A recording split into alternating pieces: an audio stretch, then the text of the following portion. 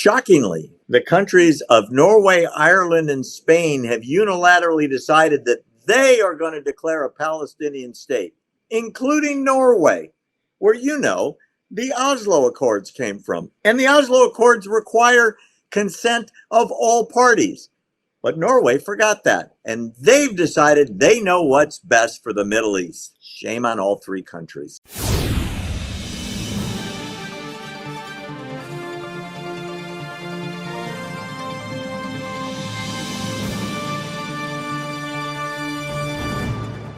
Claire Lopez, it seems the more terroristic a group can be, the bigger the reward.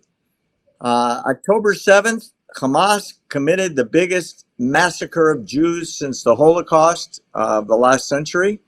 And here we are a few months later, and the countries of Norway, Ireland, and Spain are just about to recognize the Palestinian state, which has never been a state, never been a country. It was made up in 1964 by the KGB and Yasser Arafat, but now it's going to be a country, and they are showing the world that terrorism does pay off. I'm stunned, absolutely stunned. Well, as we all should be, right? A few questions come to mind.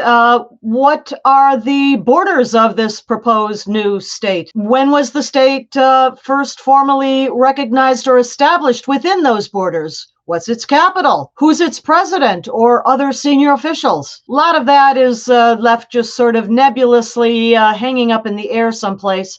Perhaps what we're looking at is aspirational rather than anything that can concretely ever come about to be. You're asking the perfect questions, and these leaders are details, schmeetails. They don't mention the Israeli men, women, and children that are in cages underground for the last 230 days or whatever it is now. They don't mention the fact that Hamas is a murderous, terroristic, Nazi-like organization in the fullest extent of the word. Instead, they are recognizing and high-fiving terrorism. And terrorism pays because, well, now you get a country. And as you said, no borders, no leaders, no capital. It'll probably be in one of their resolutions, East Jerusalem, because they've decided that that should be where the Arabs the Palestinians can have a country. But for all intents and purposes, this is dead on arrival. Israel is never going to agree to this. And no, and what the United States does.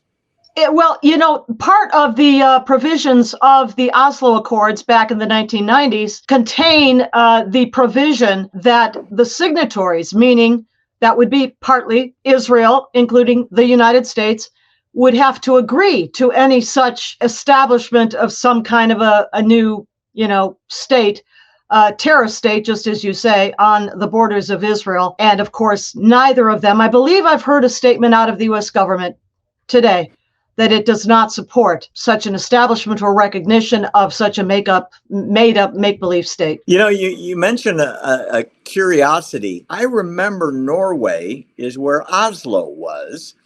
And the Oslo Accords say that Norway nor anybody can unilaterally make up a state without the participation of the signatories to the Oslo Accords. And Norway has abrogated the agreement that honored them as taking place in Oslo, Norway. Whatever, details. Exactly. This is why I called it aspirational, and also noting that in the UN Security Council, of course, the United States has indicated it will not support this measure.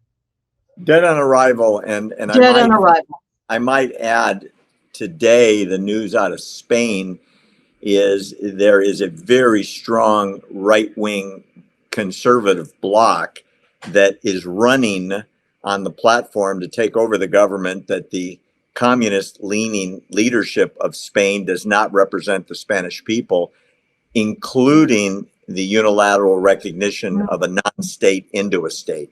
So it may unwind in Spain. I don't hold out the same, shall we say, correction for Norway nor Ireland, who tend to be so far left they're falling off the planet. We shall see, but I think you're right about that.